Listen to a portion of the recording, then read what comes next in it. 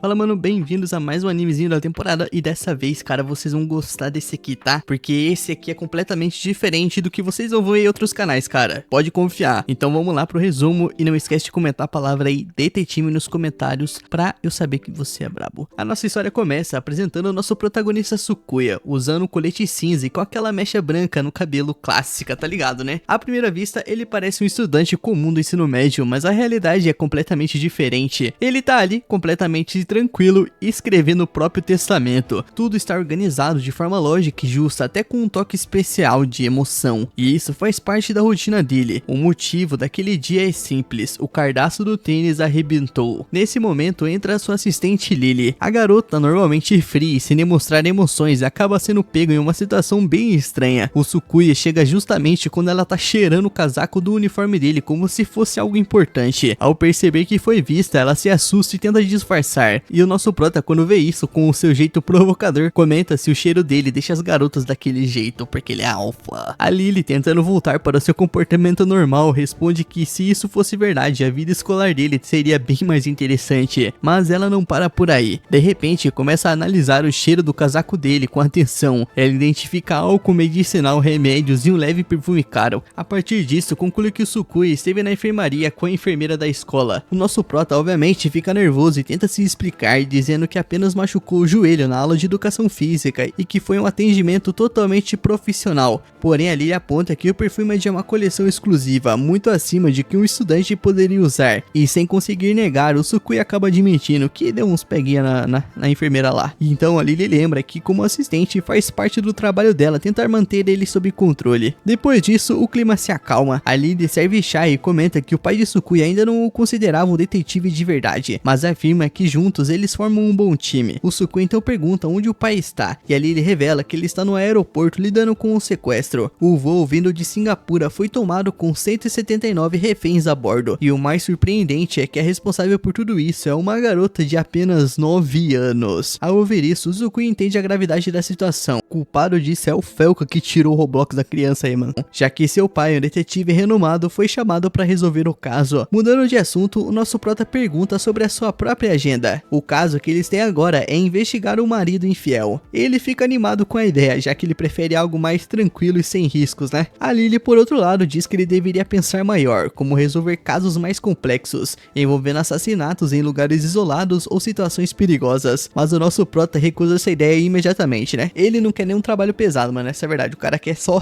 tá ligado? Curtir. Eles então analisam o alvo, Makoto Katsugari, 43 anos, um grande distribuidor de filmes. A missão deles é simples: seguir o homem em um cruzeiro de luxo, que vai de Yokohama até Singapura. O navio, conhecido como Rainha Irene, é o maior cruzeiro de luxo do Japão e comporta cerca de 1.100 passageiros. Nisso, o nosso prota e a Lily iniciam a missão e rapidamente encontram o alvo. Katsugari está carregando várias malas pesadas e recusa a ajuda de um funcionário, o que já chama a atenção. De volta à cabine, os dois discutem o comportamento estranho dele. Katsugari tem agido de forma suspeita, alugando um apartamento de luxo recentemente e agora viajando com muita bagagem. A Lily sugere uma possibilidade inadequada, mas Sukuya descarta a ideia e analisa melhor a situação. Ele conclui que um homem está no cruzeiro para divulgar um filme estrelado por uma atriz novata chamada Yuru Yagama. Nesse momento, o celular do nosso prota vibra. É o pai dele, Tatsuya, mandando uma mensagem dizendo de forma bem tranquila que está pulando de um avião de 9.000 metros de altura. O detalhe é que ele tem pavor de altura. O Sukuya apenas suspira e vê o pai como um exemplo do que não seguir. Nisso, sem perder tempo, ele decide focar na missão. O homem começa a se mover, indo direto para uma enorme tenda de circo no navio. No caminho, o Sukuya esbarra em um rosto conhecido: o detetive Kamaroi, um policial visivelmente exausto. Maroi deveria estar de férias, mas ao ver o Sukuya entra em pânico na hora. Ele assume que o pai dele está por perto e pede para não ser envolvido em nenhum problema. O Sukuya logo o acalma, dizendo que o pai está ocupado em outro caso, e aliviado, o detetive vai direto para o bar. Ainda assim, a situação chama atenção: um detetive particular e um investigador de homicídios no mesmo cruzeiro. A Lily então percebe que isso não pode ser coincidência, mas Sakuya tenta ignorar. Dentro do circo, Katsugari está conversando com convidados importantes. Lily alerta o nosso prota para manter o foco no alvo, mas ele diz que não vê graça em apresentações de circo. Pouco tempo depois, a situação muda. Artistas se jogam de grandes alturas e facas são arremessadas durante o espetáculo. espetáculo. O Sukuya fica visivelmente tenso, segurando firme no assento. A Lily observa a reação dele e pergunta se está tudo bem, e o nosso prota tenta disfarçar dizendo que aquilo não é nada demais. Em seguida, um grande balão com aparência estranha entra em cena. Lily explica que quando possui lágrimas desenhadas representa um piriote, o caso contrário é um bobo da corte. Sukuya observa e identifica que se trata de um bobo da corte. Enquanto isso, Katsugari continua conversando com executivos e uma garota segurando um brinquedo aparece próxima dele. Lily então percebe que ele ainda não ficou sozinho com nenhuma mulher. Sukuya faz um comentário sugerindo que a suposta amante pode nem ser uma pessoa, e Lily apenas observa o comentário dele. Nisso é nos mostrado um breve flashback, e é revelado que Sukuya conheceu a Lily durante um caso envolvendo seu pai. Após o ocorrido, ela não tinha para onde ir e acabou se juntando à agência de detetives. De volta ao presente, o espetáculo chega ao final com a apresentação chamada Globo da Morte, onde motociclistas giram em alta velocidade dentro de uma estrutura metálica fechada. E mano, isso aí eu já vi no circo, tá? Isso aí eu já vi ao vivo. Mas eu tenho que ser sincero, não é tão emocionante quanto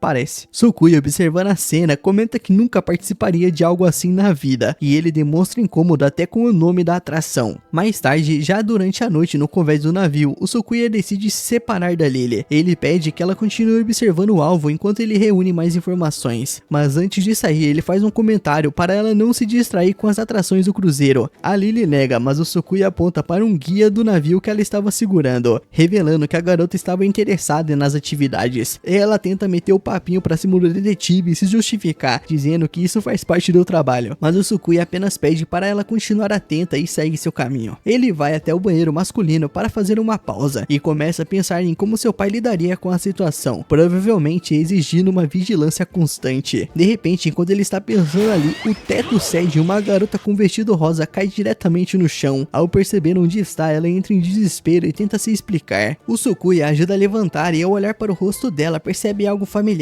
Então ele pergunta se ela é aquela atriz novata chamada Yuri Yagami, reconhecendo a garota como a atriz que o alvo estava promovendo. Nisso, um pouco mais tarde, na área de descanso, o Sukuya está tranquilo tomando seu chá quando Yuri faz uma pergunta direta, querendo saber se ele era um detetive. O Sukuya se assusta e questiona como ela havia descoberto, e a garota explica que enquanto estava nos dutos de ventilação, acabou ouvindo ele falando sozinho sobre vigiar alguém. Sem se importar com o constrangimento, Yuri decide contratar o Sukuya. O caso dela é encontrar um gato perdido chamado Lulu-chan. Ela conta que viu o gato miando dentro dos dutos, tentou resgatá-lo e acabou caindo pelo teto. O Sukuya pergunta quem era o gato. A resposta então revela algo importante. O gato pertence a Katsugari Makoto, exatamente o alvo que ele estava investigando. Katsugari havia levado vários gatos para o cruzeiro, mas um deles sumiu. Yuri explica que tomou a iniciativa por conta própria, pois queria se destacar e causar uma boa impressão no produtor. Em seguida, insiste para que o nosso prota aceite o trabalho. Ele acaba concordando, e então a garota animada passa a tratá-lo como mestre. O Sukuya nega essa ideia, mas percebe que essa aproximação poderia facilitar o acesso ao alvo. Mais tarde, o Sukuya segue sozinho pelos corredores internos do navio, chamando pelo gato. Ele encontra um funcionário e pergunta se ele havia visto um gato perdido. O homem responde que não, mas menciona que havia um depósito com muitos ratos, onde o animal poderia estar. O Sukuya então segue até o local. O ambiente muda completamente, ficando escuro e silencioso, com sombras, objetos de circo e sons estranhos. Dentro do depósito, ele vê uma motocicleta guardada após o espetáculo. Ao olhar para cima, ele percebe algo inesperado. Um corpo está pendurado. Nisso, nosso prota recua, tentando conter a sua reação, e ao observar melhor, identifica a vítima. Era Katsugari, o alvo da investigação. Mesmo abalado, ele se esforça para analisar a cena. Próximo ao corpo, há um controle remoto amarelo, usado para operar um guincho mecânico. Ele rapidamente conclui que não se tratava de suicídio. Se Katsugari tivesse feito aquilo sozinho, o controle cairia quando ele perdesse a consciência, interrompendo o mecanismo, o que indicava a presença de outra pessoa. Nisso, nosso prota liga para Lily para informar o que havia acontecido, e durante a ligação ele percebe sons ao fundo e entende que ela estava jogando dardos. Ele então exige que ela fosse imediatamente ao local. Logo depois, Sukuya escuta um barulho e encontra o celular da vítima no chão. Ele tenta desbloquear o aparelho, mas algo chama sua atenção. Mas antes que ele pudesse reagir, o cara é atingido por trás e cai imediatamente. O agressor aparece, vestindo um traje de palhaço com lágrimas desenhadas. Sukuya permanece no chão, sem conseguir se mover, enquanto seus pensamentos começam a se perder, tomados pelo medo. Pouco a pouco, a sua consciência desaparece. o navio segue seu curso sob a luz de uma lua cheia, enquanto o ocorrido permanece escondido. Lily chega ao local pouco tempo depois, e sem demonstrar emoção, se aproxima do corpo do nosso prota, coloca ele sobre seus joelhos e com calma indaga se o detetive havia sido derrubado novamente. E mano, esse anime vai ser muito bom, cara. Infelizmente, o episódio de hoje termina por aqui. Eu espero que você tenha gostado, e se gostou, deixa seu like, se inscreve no canal, ativa as notificações para não perder a próxima parte e comenta a palavra detetive se você viu até o final, para eu saber que você é brabo e ganhar um coração nos comentários. Além disso, não se esqueça de se inscrever no meu canal secundário de animes, onde vai sair animes exclusivos naquele canal, tá? Tamo junto, meu mano, e lembre-se, o Dress Animes ama você, bebê.